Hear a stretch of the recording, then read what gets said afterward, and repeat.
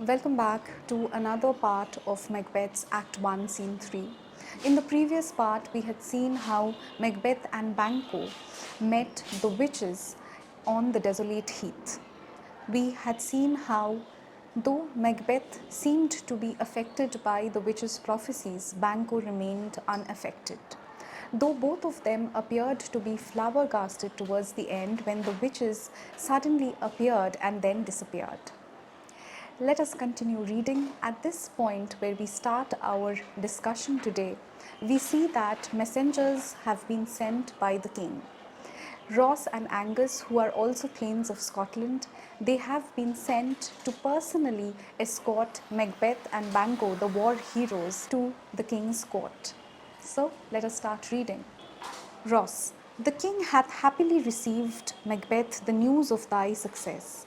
So Ross directly speaks to Macbeth and informs him that the king has happily received, that the king is overjoyed to receive the news of your success on the battlefield. Thy means your success on the battlefield. And when he reads thy personal venture in the rebels' fight, and when he read about your personal achievement on the battlefield against the rebels, his wonders and his praises do contend. Then what happened? His wonder, that is, his astonishment at his achievements and his admiration for Macbeth as a person seemed to fight amongst each other, seemed to argue with each other. Do contend means to argue. So here we see that Shakespeare uses personification. He presents wonders and praises as two living entities who are quarreling amongst each other. Which should be thine or his? So the king is unable to decide which honor he should bestow on Macbeth. So the king is wondering which side he should lean more on, whether towards his astonishment over Macbeth's achievements, or whether he should lean towards his admiration towards Macbeth as a person. Silenced with that, once his mind was put to rest and he could decide which side he should lean on, in viewing over the rest of the self-same day, and while he was overseeing the same day, he finds thee in the stout Norwegian ranks, and he receives the news that now Macbeth is fighting the stout, that is, the formidable, the menacing Norwegian army, Norwegian officers. Nothing afeared, and Macbeth is not at all scared. He appears fearless.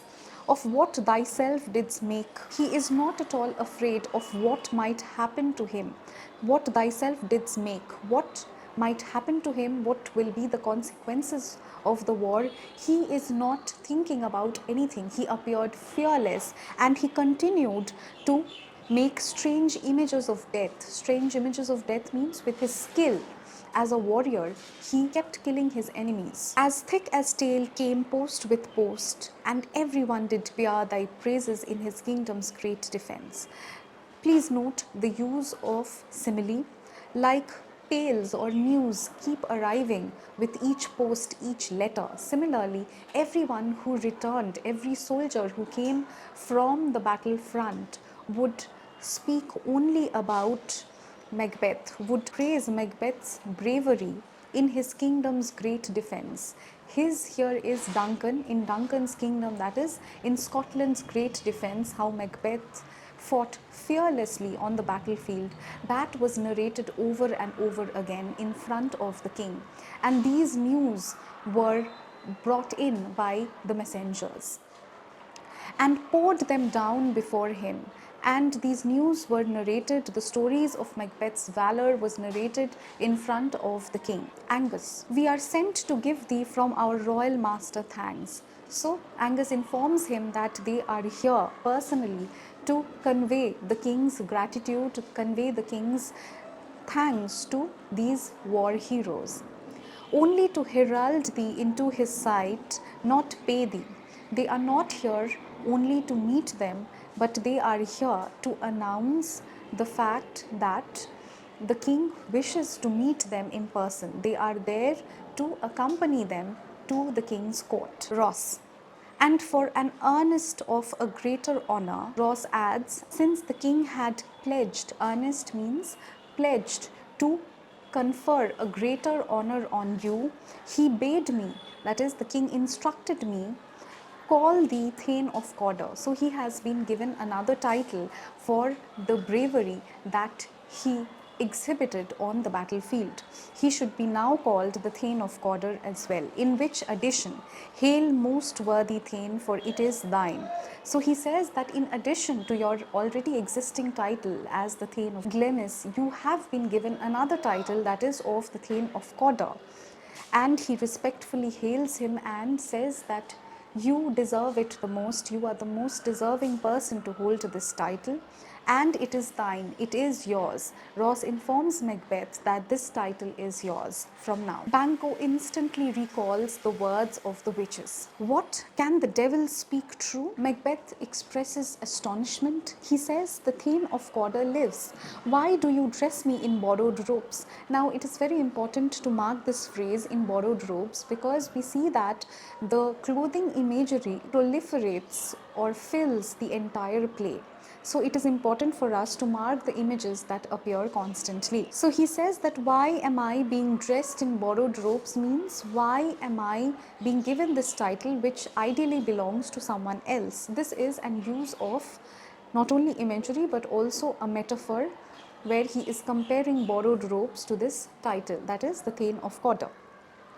Angus, who was the Thane, lives yet. So Angus informs him that it is true that who the Thane of Cawdor is, he is still alive, but under heavy judgment bears that life which he deserves to lose.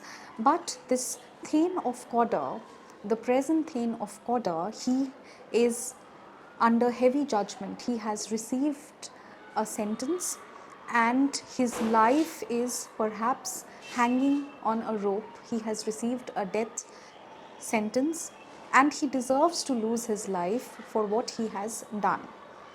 Whether he was combined with those of Norway, so Angus says whether the Thane of Cawdor was involved in conspiring with the King of Norway, or did Line the rebel with hidden help and vantage. Line means strengthen the rebels, that is the rebel MacDonald and his army, with hidden help and support, or that with both he laboured in his country's wrack, or whether he worked with both of them, he conspired both with the King of Norway as well as strengthened and supported the rebels and worked, laboured towards his own country's destruction, I know not. He is not aware of the extent of the Thane of Cawdor's involvement in this conspiracy against the king, in this treacherous act. But treason's capital, confessed and proved, have overthrown him.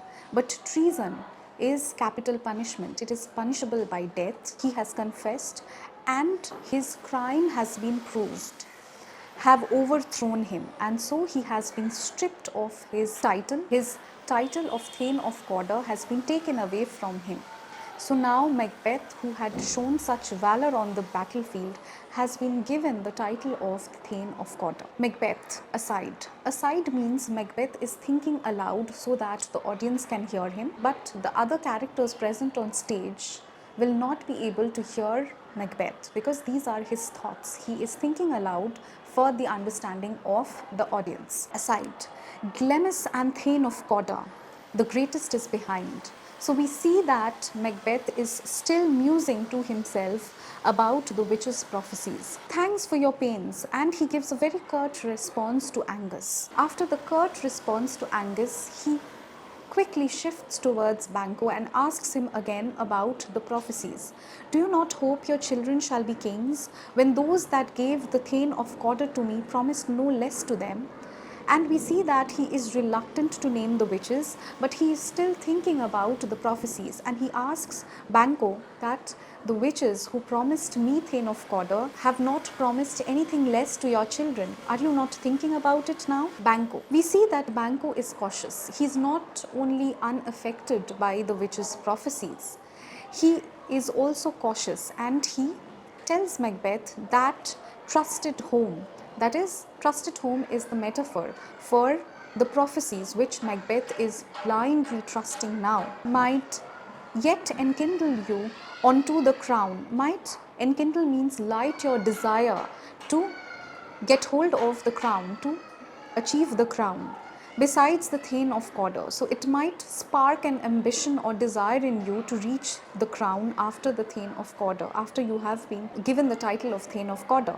But it is strange, but there is something uncanny and strange about these prophecies. And oftentimes to win us to our harm, and it often happens, he says that to win us to our harm, in order to cause harm to individuals, the instruments of darkness tell us truths. They tell trivial or unimportant truths, win us with honest trifles. They try to win our trust with small information, small accurate truths, to betray us in deepest consequences. And to betray in deepest consequences means in actions that have far reaching consequences, actions that are way more important. There they deceive us. Cousins, a word I pray you. And then Banquo refers to Angus and Ross, and he wishes to speak to them. Now, what is the reaction of Macbeth to this? We will find that out again in the next part of Act 1, Scene 3. Do not forget to like, share and subscribe to my channel if you like my work, if you like my explanations. If you want me to teach any specific topics, please write those topics down in the comment section. I will meet you all again in the next video. Thank you for watching.